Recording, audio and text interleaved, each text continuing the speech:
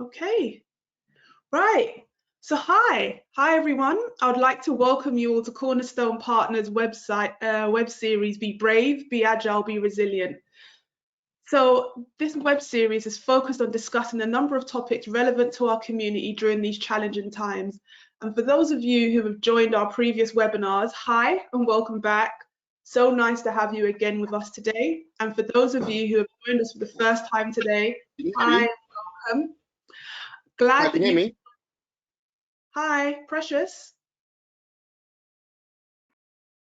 The audio. Sorry, mate. It's Okay. We're not live yet, are we? Okay. So just awesome. Okay, great. Nice to have you, Precious. I'm just doing the intro. Awesome. Okay, great. So for those of you who have joined us for the first time, hi. Nice to have you here with us today. And yeah, really hope you enjoyed today's webinar. So today we're here to talk about mental health and wellness. So with mental health week approaching next week, coupled with the fact that most of us have been on lockdown for 9 weeks now, we think that it's important that we talk about a topic that's been often overlooked and not given enough attention. This is a topic that affects each of us in some shape or form, and mental health challenges have been heightened as a result of this global pandemic.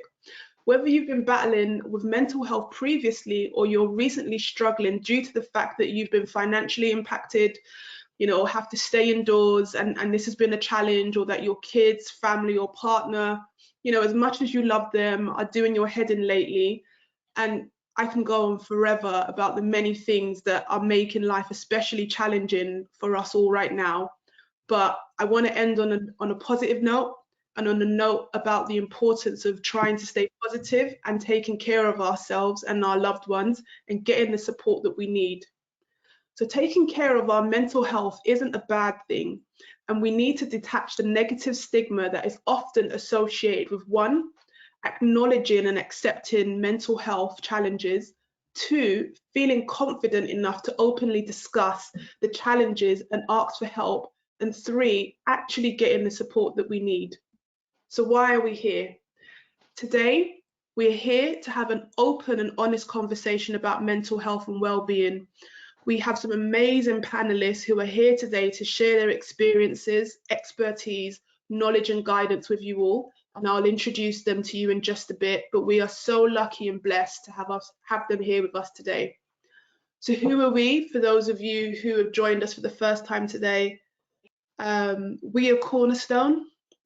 Cornerstone Partners are a 20 partner strong angel investment network. We focus on investing in Black and diverse businesses here in the UK, and we offer both equity and debt investment.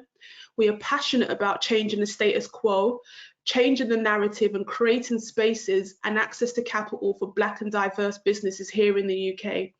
At Cornerstone, we believe that there are two sides to invest in. One side is writing checks, the other is the investment of time, sharing of knowledge, and development of our clients and community. So if there is a topic that you want us to cover in another webinar series, please do reach out and let us know. We care about providing our community with information and knowledge that's relevant and needed by you. And who am I? I'm the head of Cornerstone Partners Angel Network, Chanel Answer, and it's a pleasure to be here with you all today. So who are we speaking to today? It fills me with so much joy to introduce you to our guest panelists today. So first, I would like to introduce you to Sona Barbosa. So Sona is a clinical psychologist with over 20 years experience. Sona is a humanitarian in her own right. She's done extensive work within the BAME community, within the LGBTQIA community. She's worked in and for HIV prevention, refugees and asylum seekers in both public and private sector, and she is also a service manager for Mind, the mental health charity. So hi Sona, nice to have you here with us today. Hi everyone, nice to be here. Hi. Next, I'd like to introduce you to Opinyemi and to Richie. And Opanyemi is the creator of Men Is Everything Okay talk show, and Richie is her co-host. So the Men Is Everything Okay talk show focuses on creating a space for Black men to congregate and discuss challenges across all aspects of life. So it's amazing. And Opanyemi and Richie, it's really nice to have you here with us today. Great to be here. Thank you. Thank you. Awesome. Next, I'd like to introduce you to Michael Ogunjobi. Sorry, Michael. Michael Ogunjobi. So Michael is a personal transformation and well-being coach. Michael is the founder of Mindset, Fitness and Health, and it's all about encouraging the message of a healthy body equals a healthy mind. So thank you for being here with us today, Michael. Thanks for having me. Glad to be here. Awesome. Right, and last but not least, I would like to introduce you all to Precious Tomu. So Precious is a public speaker and advocate of mental health causes. Precious is also the co-founder of Grow Model Mentoring and Social Media Live, which focuses on working with and providing support and mentoring services to young adults in the UK. And in addition to this, he is a school governor of the Harris Federation. Hi, Precious. Nice to have you here with us today. Hi guys, thank you for having me. Awesome. Okay, so now the intros are over, let's get into discussion. So guys that have joined into today's webinar, thanks again for being here. You will see that you have the ability to send through questions. So as we are going through our discussion topics and having a discussion, please send through any questions. We'll reserve some time towards the end, roughly about 20 minutes, to answer and address all of your questions. So yeah, as we are talking, please send your questions through and we will make sure that we reserve time towards the end to get them answered. So we have 4 discussion topics today. So the first topic is the importance of mental health, well-being and taking care of ourselves. Second point is why ethnic minorities find it difficult to discuss and prioritize their mental health and well-being. Third topic is learn ways that we can provide support and help others with their mental health and well-being. And the fourth is discover where to find health advice and information from to kind of support with mental health and well-being. So let's officially kick off the discussion now. So first point, so the importance of mental health and well-being and taking care of ourselves. Michael, I would like to start with you. So yeah, I mean, I wondered, maybe do you want to start off about talking about what you think mental health and mental health and well-being is, what it means to you, and then the importance of it. Sorry, you cut out a bit there. Oh, sorry. Hi. I'll say that again. Say the question again. Sorry. Yeah, of course. So yeah, so discussion, I would like to throw discussion point number 1 to you, which is discussing the importance of mental health, well-being and taking care of ourselves. So it'll be really good if maybe you can start off by talking about what it means to you, and then we can, you can share some insight about the importance. Okay. For me, I think it's the number 1 important thing, your well-being, because when you think about it, which we tend to often forget, you only have one body and one mind, one life. So it's down to us to make sure that we look after ourselves. Because once it's good that what we're doing here, we've got the dreams we've got to chase and everything, and we've got to go work, we've got responsibilities, etc. You're not looking after the vessel, which is going to which you use to provide you all these things that you're chasing. Everything's going to come to a halt anyway. So it's the number 1 priority. You have to look after yourself, number 1. And I believe it's something that should be paramount with everybody, but it's a struggle just because of the world that we live in. But it's very, very vital. It should be number 1 on our list. Yeah, awesome. Thank you. And Sona, what I wondered if you had an opinion on this. I guess it will be really good because you are a healthcare specialist. It would be really good if maybe you can just give an overview about what mental health is, and about the importance of well-being and kind of taking care of ourselves. Okay, if I may read something very quickly. According to the World Health Organization, mental health is a state of well-being in which every individual realizes his or her own potential, can cope with the normal stresses of life, can work productively and fruitfully, and is able to make a contribution to her or his community. Now, that's what the World Health says. Mental health and well-being, it's about the connections we make. It's about how we relate to the world and how we relate to people and how we relate to ourselves. Currently, mental health problems represent the single largest cause of disability in the UK. And you need to think that 1 in 4 people will suffer from mental health difficulties in their lifetime. So it's something that is not talked about, but it's absolutely reality. So as Michael said, taking care of your body should have exactly the same importance for you to think about taking care of your mental health and your mind. You should be thinking about that it should be part of you every single day. It's something that you need to think about and you need to actively do in terms of taking care of yourself. It's as important as physical health. I'm going to say if not more, because I think they both go hand to hand. Yeah.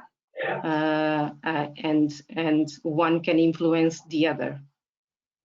Yeah. And obviously your mental health depends on several different factors: physical, emotional, social, relational, environmental. So all of that will have an influence on how we feel and behave. Yeah, awesome. Yeah, no, you're completely right. And then, I really want to get onto want to talk a little bit about the second point, because, being a Black woman myself and being among, within the Black community, we often find that, ethnic minorities find it really difficult to discuss, mental health, and we often find it difficult to prioritize our overall well-being. And I don't really understand why, as a subset of people or group of people, we find it so challenging, and often don't prioritize this enough when it's so important. So it's not part of our DNA, isn't it? Yeah. First of all, if you go into our cultural and generational and who we are, there's the concept of mental health didn't really exist until very, very recently. So it was anything that was not normal is connected to something else, isn't it? It's something to do with our bodies, maybe religion. So it comes from something else, different sources. So there's we don't talk about mental health because we don't acknowledge mental health. There's no such thing. So if it doesn't exist, what's there to talk about? No, fair said, Sona. So Precious, what do you think? What's your view? Because I'm not too sure if the guys are aware of your story, but you do a lot of public speaking on mental health, based on life experiences. Why do you think that ethnic minorities would find it difficult to discuss and prioritize their mental health and well-being? I simply believe it's a fact of people from the ethnic minority find it a bit hard to be not just accountable, but to be vulnerable, I would say. Vulnerability in most cases allows more injury to be sustained. And obviously a lot of the times with you know, individuals that obviously go through issues where it's pertaining to their mental health, it obviously affects them mentally and obviously affects the heart as well. I found it that, you know, when I had a season where, you know, I was, you know, struggling heavily with my mental well-being, I found it that I didn't want to not just offload my issues to another individual, but I actually didn't want to make myself feel like, especially as a man, because I've always kind of grown up with the ethos of having a strong mentality. I've always grown up in terms of not being able to rely on anyone else in a way, but be independent. And I just kind of felt like it's my issue. I have to deal with it. I don't want anyone else dealing with it. And for me personally, I felt like in the Black community, I hate to say this, but we tend to come across sometimes judgmental, and also we come across very pompous in a way. So it's almost like you're here and that person's here. They're not talking to you from a point where they actually want to help you, but it's almost like, oh, I can help you out. You know, you're kind of beneath me, but you know, these are the kind of things you should do, and you go about your business. But I feel like in most cases, when you're actually dealing with someone who has experiences or has issues in terms of mental health, you should talk to them at a point where you can almost relate. And you might not have gone through, you know, issues where you've kind of sustained mental health or you've had any kind of effect in that way. But there is always experiences that we've been through in life. Everyone's prone to experiences. Everyone's had experiences. There's always experiences where we can use that as a point to share to another individual, where they feel like they can connect to you on that level. So as I said, I think these are the things that heavily guard a lot of individuals when it comes to their mental health, and a lot where it comes to them sharing their issues as well. Yeah, no, you're completely right. And then, you know, Yemi and Richie, you know, what are your views? I know you have a talk show. Do you often come across this? How has the journey been for you to kind of create a space for Black men to talk openly about challenges in their mental health? What have you found? What's the reason why, you know, Black men, because that's what your show's centered around, but also your opinion about just ethnic minorities kind of facing this challenge? First, ladies first. I second what Precious says in terms of in the Black community specifically. I think a lot of the times is the lack of knowledge. A lot of times we tend to over spiritualize things, and we kind of downplay what we're experiencing. So we would say something across the lines of, "I'll just pray and everything will be okay." But with mental health, some people have it at different stages, and for them, they may see it as something that you're trying to brush under the rug rather than actually dealing with the situation. I think a lot of the times, like I think Michael said it as well. I'm sorry, Precious, you said it about not wanting to be seen as a strong man and not being vulnerable. I think a lot of specifically Black men go through that period where they don't want to come across as weak, and make you aware of their issues or their struggles that they're facing. But I think they also need to be aware that there's strength in that vulnerability, there's strength in sharing, and however, they need to feel like there is a safe haven for them to communicate with people around them, or whether it's seeking professional. But it's for them to feel that ability. Yes. Yeah. Yeah, I was going to talk about mental well-being. I guess the ability to think properly. But just going off what Sana said and Precious, I think Sana was talking into like environment that plays a big part. I think everyone here feels better, a lot better when the sun is shining and it's warm. I think that's what I want to look into, the hormonal effect of like sunlight. That plays a big deal in people's mental health. And I think talking about the Black community, I think we have a lot of fear first of all, but I think that manifests as guilt and shame. So we don't want to talk about these things. We feel a certain way, or how people might look at us. Yeah, just that having that ego of wanting to look a certain way. So we're trying to get over that, because in our when I talk about our white counterparts, a lot of my white friends, it's easy for them to talk about issues they're going through. So I've learned, because white friends growing up, and I learned that way how to kind of be more open. Yeah. I think we incorporate some of those kind of ways of thinking as well. Yeah. I don't know. Sorry. It's your go ahead, Sona, please go ahead. Just picking up for what you said, is just the guilt, the shame, all these feelings of kind of inferiority, and that's something we call internalized racism, for instance, which is even that when we suffer racism from external factors, but then we take it upon ourselves to be our own judges, and we carry us through life. And all those feelings and that judgment is perpetuated also, I believe, for the complete getting better, the complete lack of services that are actually direction to help the BAME community. The appropriate services for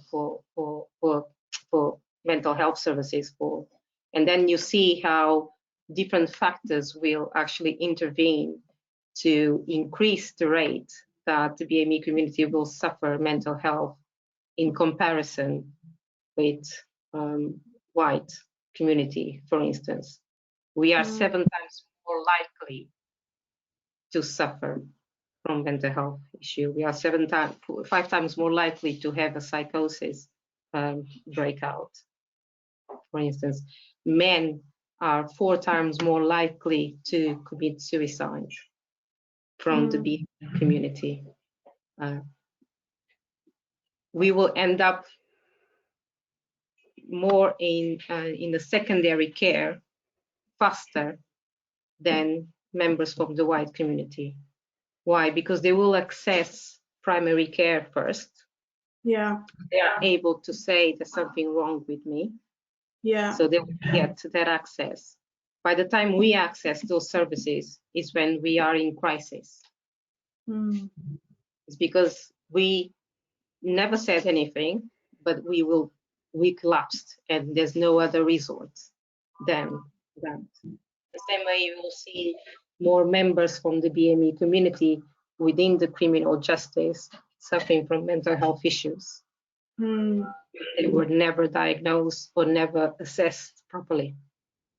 Yeah. So what can we do? Now, what can we do to, one, get rid of this negative stigma, this sense of feeling judged? And this isn't specifically a Black thing. I think it's across all BAME, people. Yes. Because we all know people across all ethnicities that probably feel the same way we do as Black people. So I've got friends that are of different ethnic origins, and they're going through the same struggles. So what advice can we give people? What can we do to create a space where this isn't a negative thing, and people feel more confident and comfortable to come forward, or even just speak to their friends more openly about it? Maybe let's just start there. What can we do, or what should people be doing? I think platforms like this, talking about it more, making people more aware. I think it's important for us as a community, society, to educate ourselves. I think also that people need to be comfortable enough to speak about it. For example, with Men Is Everything Okay, the reason why we created the platform was because there are a lot of platforms for women to speak out about their situations that they're going through, and women have a lot of help or assistance, whereas men don't necessarily have that. So if they see that they have a platform to be able to vocalize and express themselves, they're more likely to do it. I think it's like a snowball effect. One will start, and then hopefully it will go out to the rest of the community. I also think that it's important for us to know that there are different levels of mental health. In as much as a quarter of us will experience it, I feel like majority of us will experience it. All of us experience mental health one way or another. It can be something as small as mild anxiety. It's just about how we deal with those and how we communicate with the other person, and making sure that with whoever it may be, and making sure that it's received well. I think from then it's just about it being comfortable to express the mental struggles that we're going through. As soon as it becomes comfortable, then a lot more people will become aware of it and be able to express what they're going through, and hopefully we'll be able to deal with it a lot easier than we are now. Because even people who do express themselves, they don't feel like people can relate to what they're going through. So sometimes they can retract and go back into themselves, which can sort of, amplify. So I think it's just really important for us to educate ourselves and just be a bit more what is actually going on. Yeah, and Michael, I want to bring you into this because a huge part of this, well-being and actually feeling good about ourselves, and your business centered around that. Any advice on what people could do to, make themselves feel good and, feel more confident and have spaces to just kind of address this more? I mean, for me, from my experience, from working on myself and using physical activity, one thing a lot of people don't realize is that when you actually want to change yourself, when you look in the mirror and you feel, right, I need something to change. And the first instance, you're looking at what's external. But why do you want to change? Why is it that you want to make that change? It's because you want to be happier and you want to be more confident in how you feel. So by going through and training yourself and putting yourself through some sort of vigorous routine, it actually helps to strengthen your mind. It actually helps to build up your confidence. It makes you happier. This is one thing that I sincerely believe from my own experience is the real reason why we need to focus on why we want to train. Not the external part. The external part is the first instance that gets us moving. But really internally, it's the confidence that we want to build. And that helps our mental health. We're happier within ourselves. So that's what I promote a lot myself, within myself, and what I teach people as well. By just doing that, it's a mental thing, really, guys. By going on that journey of bettering yourself. Yeah, and it's clinically proven, right? When you exercise, you release. 100%. Yeah, clinically proven. Because what?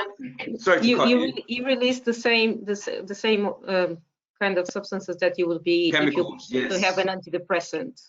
Yeah, it's the same chemical result and with physical results. So yeah, absolutely.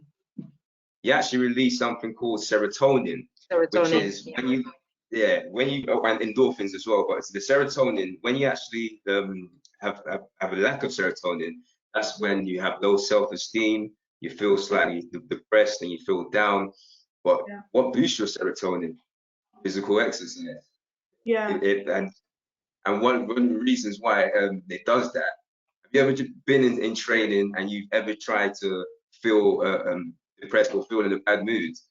It's impossible because you're exerting yourself. There's no bad or negative thought coming into your mind at that point in time, because all you're doing is trying to physically focus on getting better. Yeah. Yourself through pain. I'm telling you, it helps you 100% in life. It helps with your mental aspect. Yeah. So 100% would agree that it's something that everybody, and we can do. It's ourselves. We give ourselves excuses and we say that I can't do this, or I don't have time for this, I don't have time for this. You have to make the time. You have to. But also, if you make that excuse, and some people genuinely don't like physical activity or going to the gym, which to each his own. But find something that will give you that.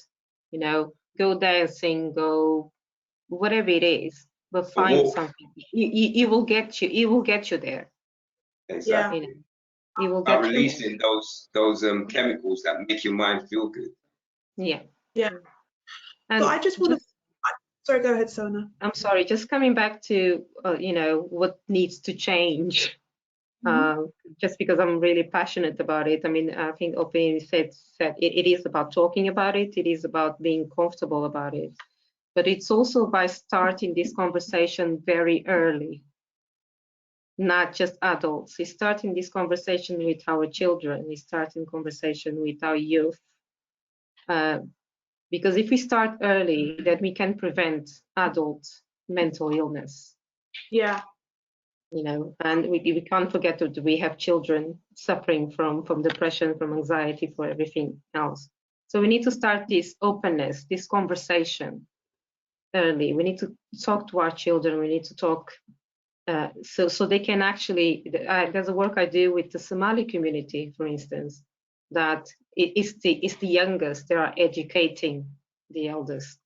You know, Yeah. and you need to bring generations together so they can see how things can change and understand that it's okay to talk about it. The world is not going to end. Yeah. And if I say that I'm unwell, people are not going to ostracize me. Yeah. No, well said. And then Precious, I want to go to you because you know you speak quite publicly about your journey and your challenges with mental health. It'll be really good just to kind of talk a bit about, you know, more around at what point you sort of transitioned and you felt comfortable to one realize that actually you had to do something to help yourself, and then you know secondly you know have the confidence and overcome any sort of fears you had to start speaking out about it. I would definitely say, for me personally, as I said, I've always grown up in a strong community. In church, in a church setting which I've grown up in, I think mental health or anything to do with your mental well-being was kind of looked at. It's a spirit that's attacking you, and it was more or less a case of just pray for it to go away, or deliverance. And I think for me personally, the truth of the matter is there were so many experiences that happened to me that were quite traumatic in different ways, whether that would be family matters, whether that would be relationships, work relationships that took knock-on effects on my mental health. And I think I came to the point where I think for me where I started doing things that was kind of out of my norm. So I remember there was a time where as I said, I've always been quite a strong person. I've never sort of cried, but I kind of found myself in a time where I would cry myself to sleep continuously, and there was a season where for quite a long period I had suicidal thoughts, and I'll give you one example. Life was so bad for me at the time. It was like there was no sort of mental high that I could have had. As much as times as I would try to pray, as much times I would think about reaching out to people, because back then as well, when you're in a position like that, you look around you, your friends are doing well, and sometimes you might even reach out to them, and some of them might not even be able to help you in the ways that you need to be helped, and that also played a big part in it as well. So I think when it came to a point where I would cry myself to sleep, and I was one point where I was researching like the easiest way to die. That was a painless way, but was the easiest way, because I don't like pains, I don't like needles and stuff like that. So I was just like, what can I just take that would kill me? That's when I kind of thought to myself, this ain't normal. And I actually remember the conversation, because I'm Nigerian. So I remember I sat down with my mum and I said to my mum, I said, look, mama, like I never said this. As I said, so it's quite awkward. Imagine like you have you have an African mum that's drawing accent, everything, and then you say to her, mum, I'm feeling suicidal. She kind of looked at me like, what? What suicide? And that's when that's when I just kind of thought like I just need to. I need to find a way to actually help myself. Otherwise, I'm probably not going to see the end of the year.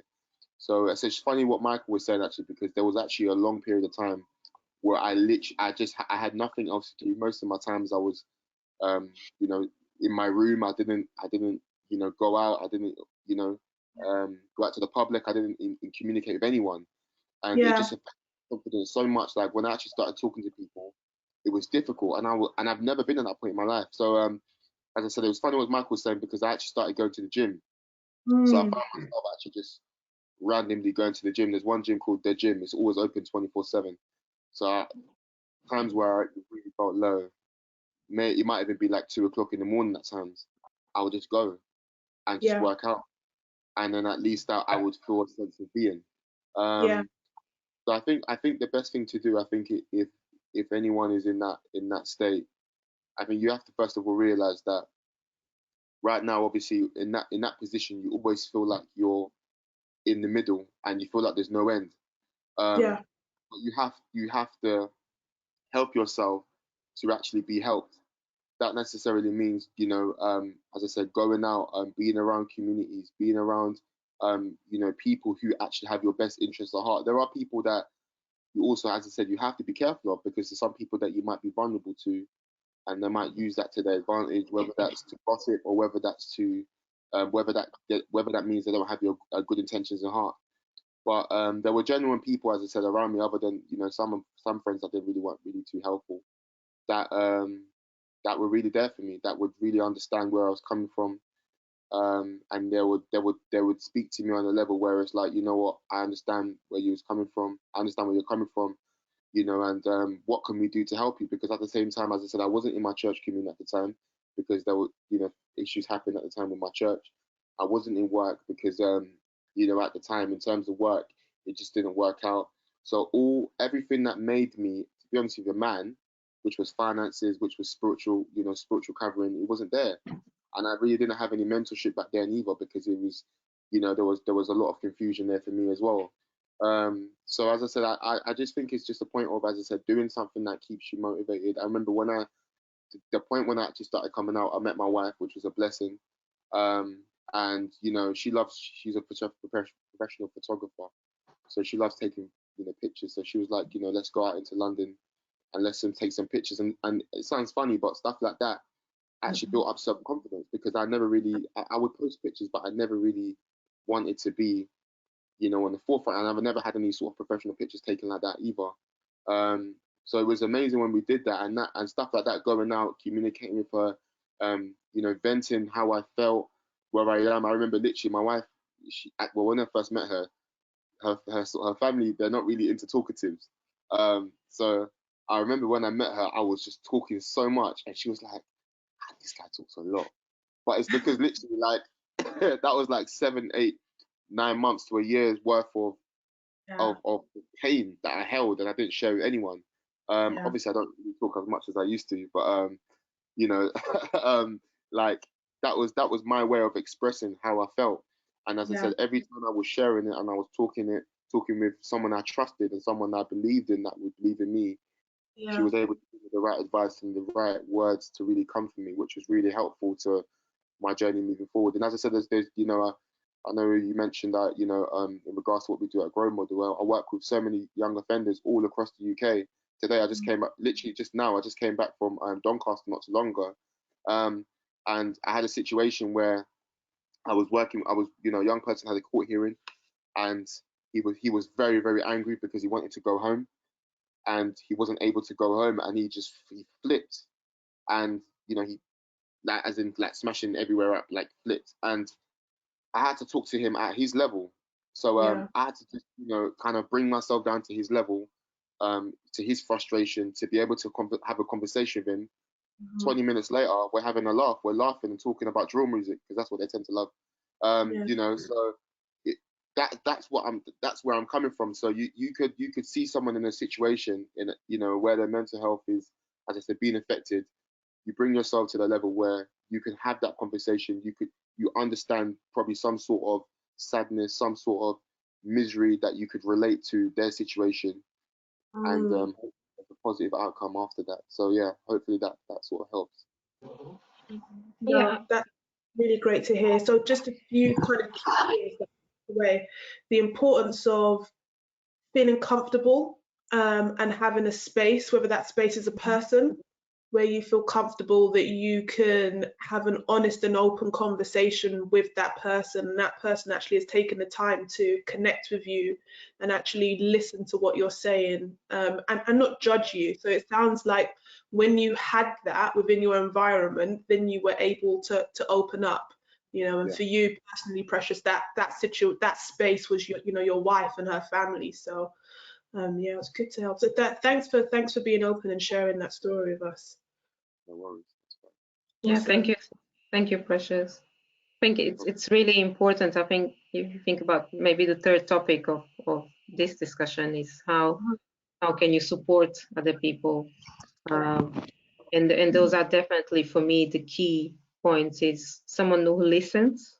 You need to be able to listen, non-judgmental, and have empathy, and have the ability of being empathic. You don't need to go through someone else's experience to understand them, but you need to be able to position yourself somehow in that other person, and try and see where they are. So it's not sympathy, it's empathy that needs to happen in that case. And you don't need to be an expert or a health professional or anyone else to have a conversation with someone about their emotional health or mental health. You need to be interested, you need to be alert, you need to be to understand that and be able to see that someone kind of recognize that someone is going through something, and just start a conversation sometimes just by saying, I've noticed that lately you haven't been out much, or I've noticed that lately you're quieter, or you're not doing the things that you used to do. People don't see you as much. I'm wondering if there's anything bothering you, and if you need to talk, I'm here. Yeah. No, I think that's important. That's so important. And Ope and Richie, because you guys have, your platform is about creating a space for people to talk about challenges. Any advice and guidance on how people can be more supportive to those around them who may be suffering with challenges? Yeah, just to add to what Sona said about, the skills that you need in terms of, listening skills. I think it's also important for you to be patient. Know that, that person's is going through a journey, and a journey may not be at the pace that you would want it to be. There are times a person may go back into a deeper space. So it's really about being patient and available, being easily accessible. Just checking in. Don't remind the person of what they're going through. Just be present for them to know, like, I am here whenever you want to talk. Are you okay today? What's going on? Just have a general conversation. If that person doesn't want to speak, and allow that person to give that to you freely without probing at them, or reminding them of what they're going through. So yeah, that's what I would say. My mind's gone blank now. And also recognize, sorry. No, go ahead. Just recognize that some people may not be ready. Yeah. That just might not be in the space that they're ready to talk. They even may not be ready to acknowledge there's something wrong. Yeah. So you need to just accept. So I think the other good skill is acceptance of the other person, and just and meet them where they are. And if someone knows that you're there, eventually, hopefully, they will reach out to you when they're ready. Yeah, I think sometimes we don't understand the severity of it with mental health. I feel like we tend to downplay what someone else is going through.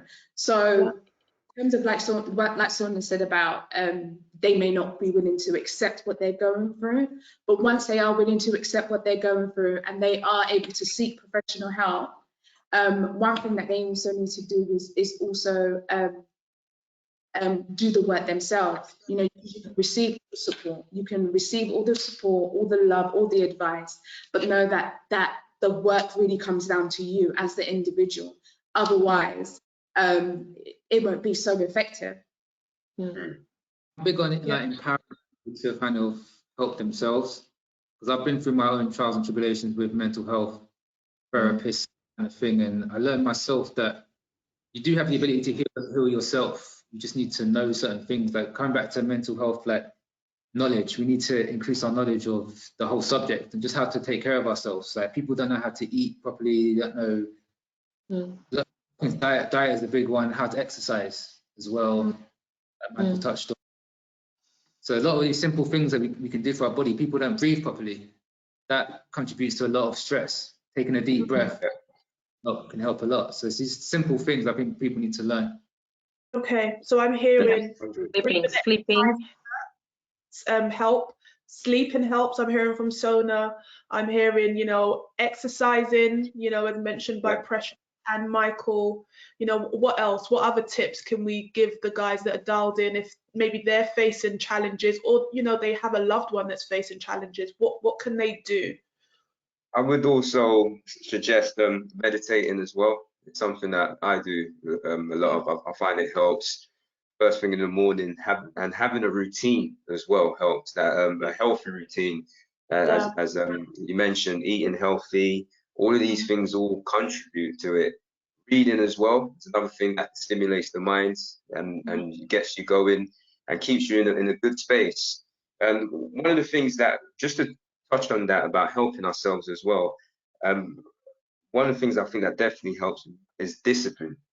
And that's what I've found in having a routine, in waking up. I'm up pretty early in the morning, and I have a routine of my prayer, meditate, and then I train.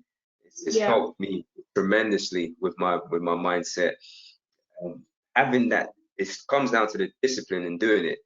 If we're honest with ourselves, at times we sometimes are our own worst enemies.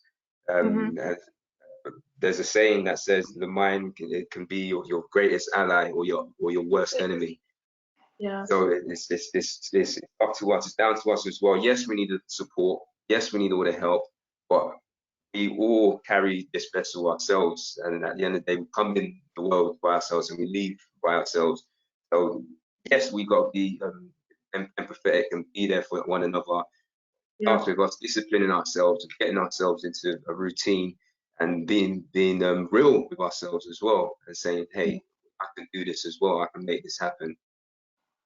I mean, one of the things that I find people find it the most frustrating when going into therapy, for instance, is that they hope that the therapist is going to fix them.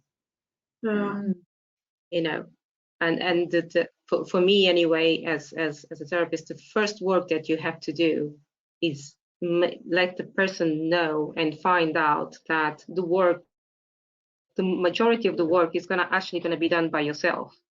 You know, we are there to guide. We can help you with some tools. We can help you with strategies, but it's within you. There's no one else that actually know you better than yourself, if you allow that to happen. But you need to allow that to happen. And what Michael was saying about routine, I mean, what I found in these 9 weeks of COVID isolation with the service users we work with and the clients we work with, is the ones that are coping the best are the ones that have a structure, are the ones that have are the ones that make a clear boundary between if they're working at home and then being at home. You know, that they wake up, they will do the meditation or mindfulness or relaxation techniques, whatever it is, then actually get dressed like they were going to work. And by the time they end, then they put work aside and go on like they're coming back from work, and then have that wind down and again do whatever exercise it is. And also you keep your body busy, but also remind to keep your mind stimulated. If you stimulate your body, you also need to stimulate your mind with whatever it is. You can listen to music, you can watch movies, learn a new language, whatever it is. Just think about that in terms of letting yourself moving. Awesome. For Michael as well. like Michael, can you talking about discipline? Have you got any like specific ways that you would kind of develop that discipline? Because I know a lot of people might be listening and think, oh yeah, I need to go to sleep early, or eat this, I need to go and exercise, but I don't have like the willpower, like it's just not there. You got any like any ways that you kind of develop discipline? I would say it boils down to, you have to have life is one big mental game, to be honest with you. It is. And there's voices in our head that tell us what we should do. We know what we should do, but that's the problem. We use the word should. If you change it and say I must, Yeah. when you say I must get up early tomorrow, so I must go to bed, change the narrative that you say to yourself. That's what's helped me 100%. I'm sure others will the same. We're all humans here. So just changing things like that and getting things ready. Let's say, for example, you got to get into a routine and get that discipline. So in the morning, before you go to bed, set your alarm. Make sure that if you are going to work out, make sure you got your training gear right there with you, ready to go. So there's no excuses. Give yourself as little excuse as possible, because your brain wants to take the path of least resistance all the time. So you've got to change your narrative in your head and start saying it. It'll be hard at first. Trust me, it is hard at first. But once you start doing it and saying you must and get into the routine of it, it becomes a ritual. The ritual will serve you very well, I'm telling you. If I can add to that also, set yourself a goal.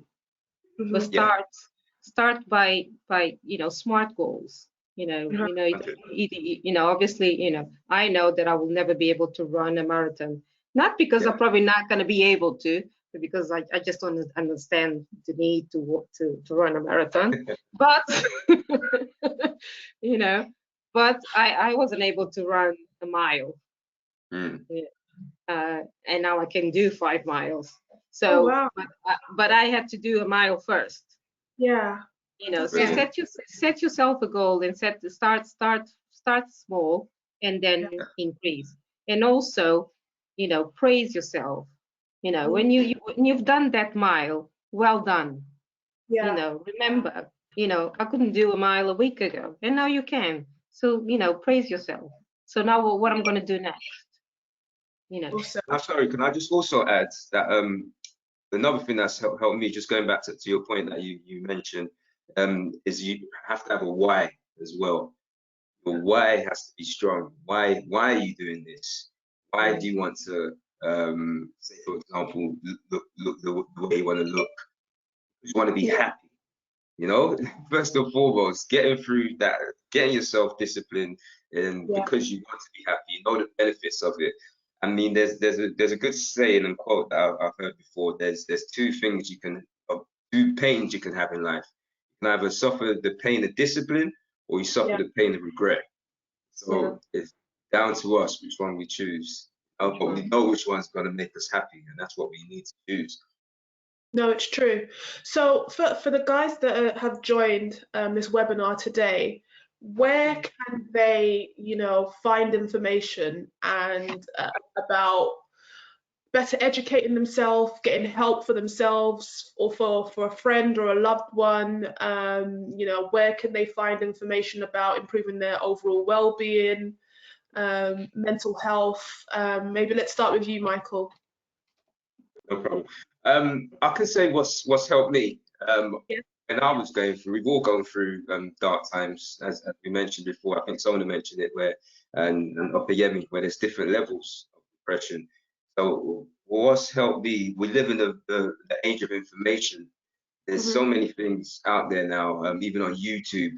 I mean, I tend to listen to a lot of motivational speakers. I don't know if you guys heard of Eric Thomas. I've also tend to listen to people like Les Brown, and just the books you read as well on self-development. There's so much access out there. We've got a wealth of information nowadays that is so accessible to us, that is there. So I think we can help ourselves as well. Yes, we need that support, but we help ourselves by just jumping online and just searching it. But I know when you're in that state, it's sometimes hard to do. one of the hardest It- things to do, you It know. is. Hence But why there the are support element comes there as well. Sorry, go on. particular books, any particular books or any particular motivational speakers that you felt specifically helped you that the guys can then go away and look into? Yeah, no problem. There's one specific show I tend to watch a lot on YouTube called Impact Theory, Okay. by Tom Bilyeu. I think he's pronouncing his name right, but he's had an array of successful people there, not just in terms of wealth, but in terms of people who've actually learned how to master their minds and to better themselves. Another one would be Jim Quick. He's another one who talks about how we can train our mind to think quicker and to think happy. And it's not just about thinking happy, but training your mind on a daily basis. Who else? I mentioned Eric Thomas is another good one. And in terms of books, I would say the ones I've read that's helped me, The Practicing Minds, brilliant book, which teaches us how to learn to love the routine and to learn to love practicing, because we live in a world nowadays instant, everything instantly. We need to realize that everything takes time. Because sometimes we are our own worst by we know there's a process to this. So that's one. Psycho-Cybernetics, that's another brilliant book. I would say it was actually written by a plastic surgeon who talks about when people actually want to change, it's not actually the physical element they want to change. They want the result of what that physical change will give them, the internal feeling. So it talks about everything starts inside, everything. So if we can work on that, and those books I definitely recommend. There's so many, but I'll stop those two, to be honest with you. Awesome. Thank you, Michael. And how about yourselves, Ope and Richie? Any sort of websites, books, blog posts, places that people can go to look for information? Any recommendations, tips? Like your local mind is really good. They have mind in different boroughs where you can go and seek professional advice. You can either go to your GP as well if you feel like you're experiencing any sort of depression, anxiety, or anything at all. You can go to your GP and they can sort of refer you to like a therapist or anything like that. Also, I second what Michael said about reading books and motivational speakers. There's a guy called David Dada who speaks about spirituality and also your thinking patterns. Yeah, he's got a really good book for men, The Way of the Superior Man. It's a really good book. That's a really, really good book for guys to read as well, and even for women to read too, to be honest with you. And yeah, what other sites, Richie? Because I've looked at a lot of things over the years, like books and people. I get most of my positivity from looking at people. So I'll be on YouTube quite a lot, looking at different people over the years. I think the two people that stand out to me the most, Sadhguru, from like a kind of spiritual perspective, like peace of mind sort of thing, and Dan Pena, for a kind of very to get the fire in you. Yeah, awesome. Need that sometimes. And how about yourself, Precious? Any advice, recommendations? Yeah, I think from my perspective, I would say in a time where I was low and felt like my mental health was affected, I watched quite a few inspirational films. So you guys talked about inspirational books, so I watched some really, really good inspirational films. So Will Smith, Pursuit of Happiness, Hacksaw Ridge. These were films based on true events where these individuals went through really tough circumstances and they overcame it in different ways. So that was quite motivating for me. I listened to a lot of music, so a lot of inspiring and positive musicians. So like Governor B is one, JD is another. There's quite a few great musicians out there that you can listen to. J. Cole, he was quite good as well. For those who are into sort of that kind of music as well. And also I would say walking as well. Walking, I think sometimes when you're you know, in that state, a lot of the time you seclude yourself. So I remember, for me personally, I didn't go out at all, simply because I just didn't want to engage or interact with anyone. So I think going for a walk at times is good as well, because you don't often just clear your head, but you can really process your thoughts, process where you are, and find ways to make your circumstance better. Because sometimes all you need to do is just literally have the time and the air just to rethink your patterns, in terms of thinking. So I would say, you know, they're the three best options. So watching really great inspirational films, to take your mind off the current situation, listening to some really great positive music, and going out and being in the community and having some time to really reflect and think of life. It gives you a great sense of perspective. Yeah. Thanks, Precious. Just to add as well, in terms of spirituality, I think, like Precious touched on positive music, gospel really helps, in terms of uplifting music, as well as listening to like spiritual pastors, like T.D. Jakes or Pastor Michael Todd. Like, they are really down to earth and real people who have who can be relatable. I think sometimes people feel like there are pastors who don't necessarily understand the challenges that they face or the struggles that they experience. But I would say that those two pastors can be quite realistic in terms of, you know, what the general public experience. And also, Precious also mentioned like walking. I think when you're going through that state, do something, get up and do something, whether it be walking, whether it be reading a book, whether it be listening to music, whether it be going for a run, going to the park, you know, just do something, get some fresh air and do something, so that you're not, you know, in that state of mind, and it allows you to amplify what exactly you're feeling. Awesome. Kind of like doing, you know, having a walk for no reason, or just doing something for no reason. Yeah. You're able to think a lot better when you're walking, as opposed to just sitting in your room. Because we're always thinking. You might be having a problem. You might be in the room just sitting down thinking about it. Going out for a walk is a different thoughts start coming in. You start to get more productive thoughts. Yeah, agreed. And Sona, any advice for the guys? So where, if they are in need of a therapist or a counsellor, or maybe want to kind of go onto some websites and look for help, any advice or guidance that you can give? Yeah, there's a lot of websites. There are a lot of websites that can get you really good information. As Ope say, National Mind and Local Mind have really good. Most of them have really good websites.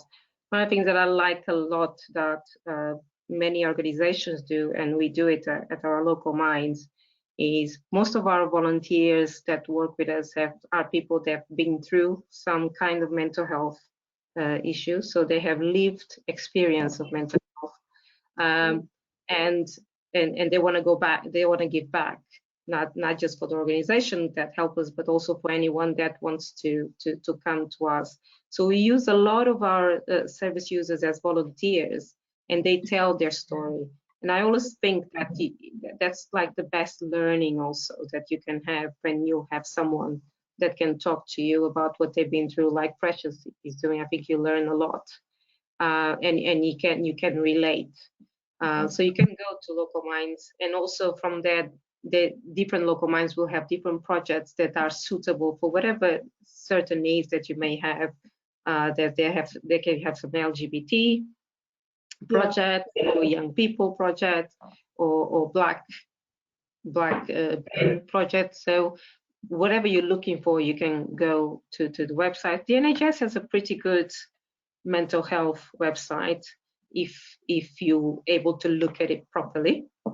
You have another organization called Rethink Mental Health that also has a good website, and also have projects across London.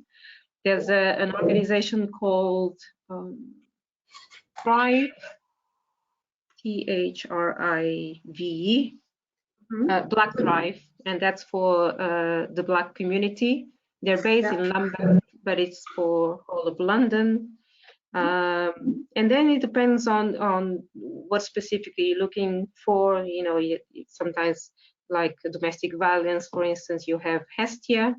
That is a good organization, a good website to go to. You have the Calm Zone, which is kind of like the Samaritans. You have the Samaritans, obviously.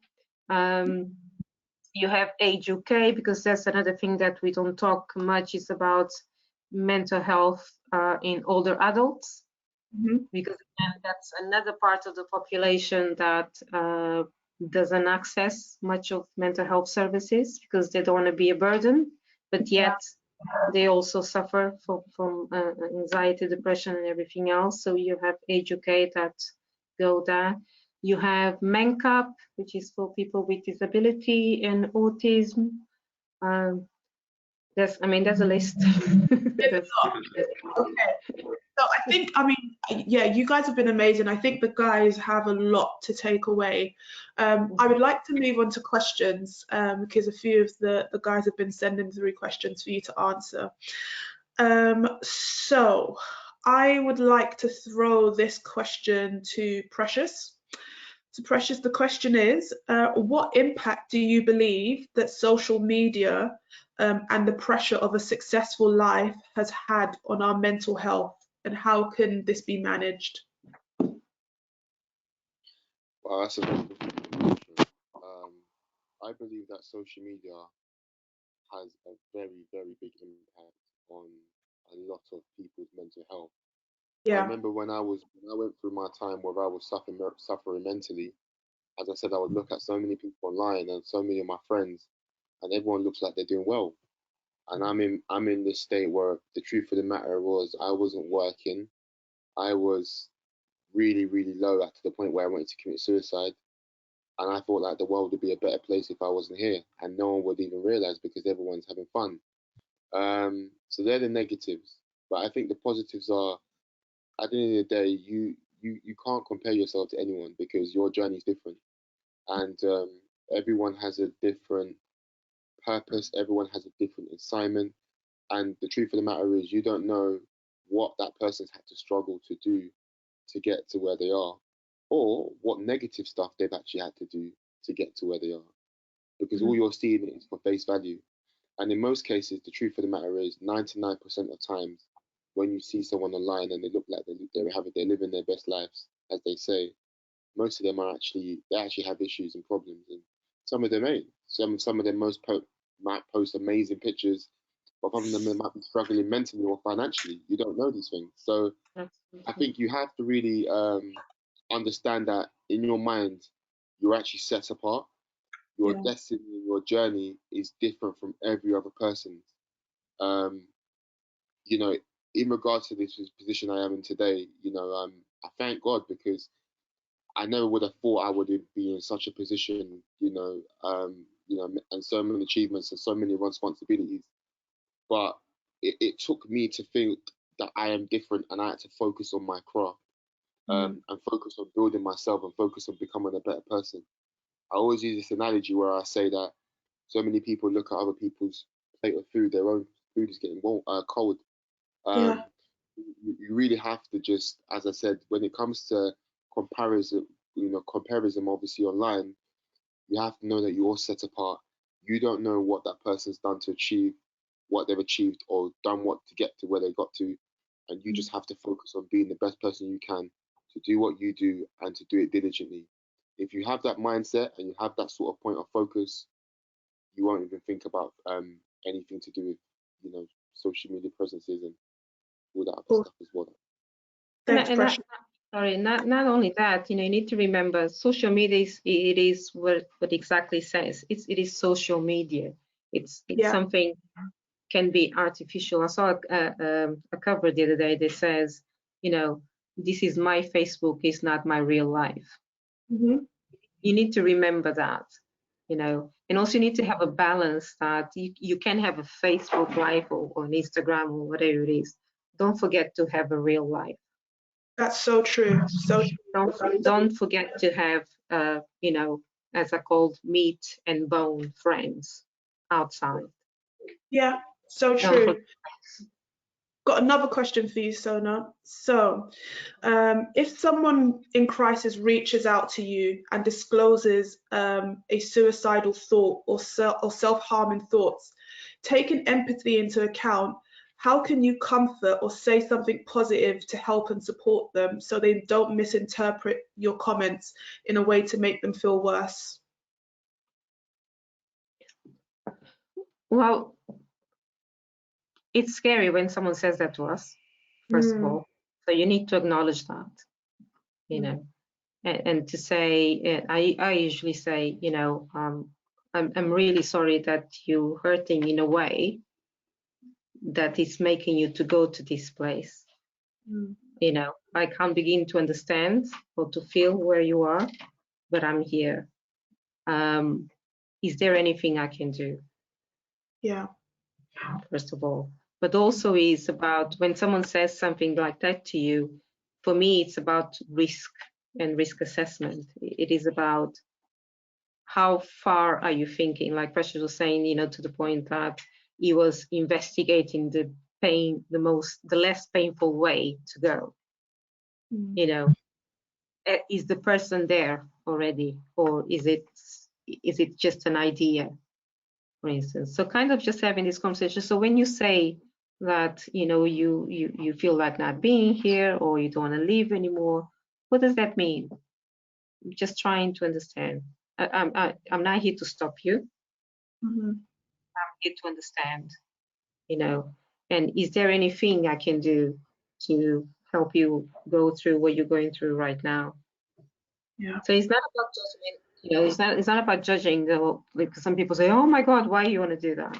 It's very difficult not to have that reaction of horror, which is a natural reaction anyway, regardless. But it's about actually, okay, in practicality, in my mind, you know, what can I do to make it better? Yeah. What are the steps that I can start making with you for you to move away from that position? Yeah. No, it's true. And I think just to highlight some of the things I heard, it was advice given. So I think you specifically didn't say that the person should give advice, but rather just create a space or let them know they're there to listen and there to support. Because I think quite often people like to give advice, and actually when someone's vulnerable or in a position of vulnerability, that the other person doesn't want to hear it. You know, they just want you to be empathetic and be open and just actually hear what they are saying and try to understand and empathize with what they're going through. Yeah, and also be careful with things like saying, oh, everything is going to be all right. You don't know that. Yeah, and that's definitely that's not something that they are ready to hear, because at that moment in time, everything is not all right. Yeah. No, well said. Thank you. So we have another question. So the question is, are there enough BAME psychologists in society to help, to support? Because I think quite often people struggle to find BAME psychologists or counsellors, because I think often people try that, you know, they want to be able to relate to the person on the other side of the table or chair or whatever it is, but struggle to find BAME psychologists and counsellors. Well, I probably have a bit of a controversy thought about that, because what is a BAME psychologist to start with, and what you want to relate to? I remember when I first started, so I come from Portugal. When I first started, one of my first jobs was to set up a counseling service for the Portuguese community and I was like, oh, obviously I can do this because, you know, I'm Portuguese, and I'll be relatable and I know everything about it. Wrong. You know, yes, I am Portuguese and yes, I speak Portuguese, but I'm also Black. and I'm also a woman, Mm-hmm. right? So all those things came into play. So when you think about, yes, we would like to have BAME therapists and psychologists, but I always say to people, be careful that you want to identify with your therapist or with whoever is helping you, because we may have the same color, but we may not come from the same point of view, and that's not going. There is not what's going to keep us on this journey of healing, and so just be careful. To answer the question, I don't think there are enough. No, that's kind of the quick answer to that. I remember when I decided to be a psychologist, my dad was like, "Why?" Because Black people don't go to psychology or counseling or whatever it is. So we're meant to be doctors and lawyers and I don't know what else we're meant to be. Something that will pay money, give money. Exactly. Yeah, awesome. So we've got another question. So how do you, as a single parent, support, or should I say, how do I, as a single parent, support a son who I think might be lashing out due to inner hurt? I feel this is part of mental health as he internalizes a lot of his pain. So I think that's their situation and they want some advice. I would definitely say, if you have a son who is dealing with some internal pain and lashing out, it's going to be hard, but definitely need to work with them in that process. I'll give you an example. I have a young person who is from a Caucasian family, and they've grown up in quite a privileged family and background. Their son is was I would say, because it's been a good process in regards to him changing, but he was involved in selling drugs, and it's a bit further out than obviously what we're talking about, but it's just an example. He was involved in selling drugs and was not at all engaging with his family. And his parents didn't know what to do because, as I said, they've come from a different sort of background. They don't listen to drill music. They don't know about that music. They don't know about that culture. And I simply said the same thing. I said, work with him in his process. And what does that look like practically? That looks like you understanding where he's at, trying to understand what he's going through. If he lashes out, what is actually wrong? Can we sit down? Can we have a conversation? What are your interests? Because in most cases, when you're actually approaching someone, whether that might be young or whether that might be old, you have to have a common interest. If you don't have a common interest, there's no engagement.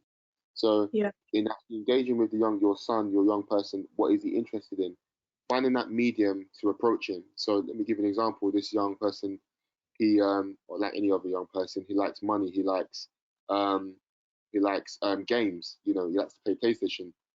So it's crazy. Dad would sit down with him, and I made sure his dad did this. His dad would sit down with him, and his dad would be playing, Call of Duty with him on the game, and that's a way to come in and have a conversation, because that's, as I said, that's at his most vulnerable. He's more vulnerable and more engaged when he's on that game, and it might not be your method of talking, because what happens as parents, what we try to do is, we've grown up with a cultural point of view, and we try to enforce that on our children. We feel like shouting is the best way, so we'll shout, and we'll feel like that will get us anywhere. But in most cases, it doesn't. Or you will try to, come in a different way, which doesn't work with the young person, your son, who you're working with. So it's very important, as I said, you find that medium, and having open conversations, being there, supporting them, in times where they're low. You be that point of refuge. So I remember the same young person, his mum never really gave him money. She then started giving him money, started giving him £10 here and there when he was doing things that was good, just to support him, would allow his girlfriend to come over and, and remain with the family.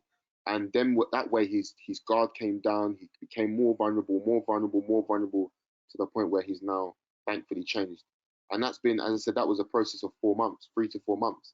So it's very, very important to put these things in place liaise with your child, find a common ground, and then you'll be able to engage with your son, and then your son will become more vulnerable to you, and then you'll be able to find more solutions to your problem, or you can just send me a DM and we can go from there. Amazing advice, thank you. But again, remember also, that playing the devil's advocate, you may never be able to liaise as with your son in that way.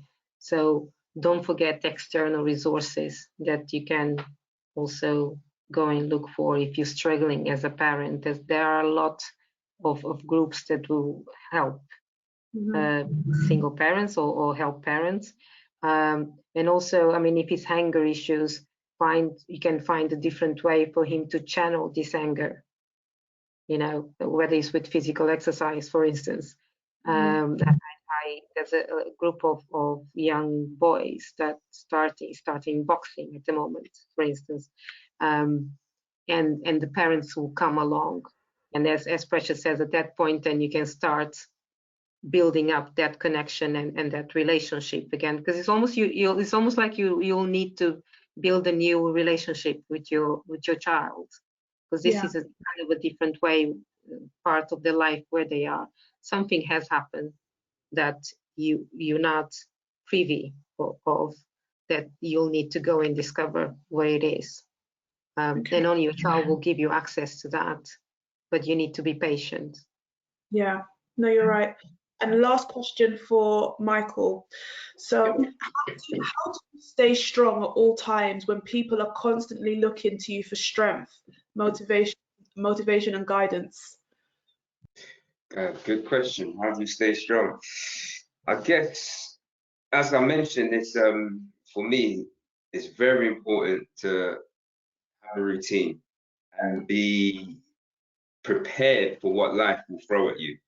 Because by having that routine, you'll when you're going through it and you're putting yourself through a bit of discipline, when you, for example, with the whole, so let me go back. With the whole mental health, one of the reasons why people don't act and don't do what they need to do is because they're at a stage where they don't want to move forward.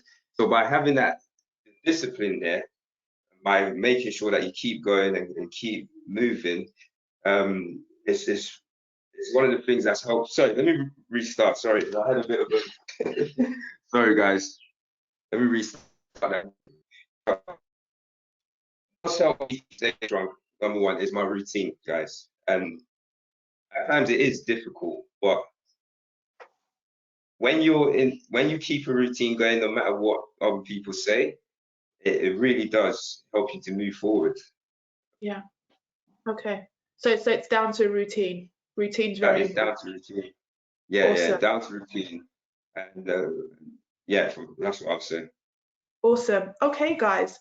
So look, I would like to thank you all so much for taking the time to, share your experiences, be really honest and open with all of us here today.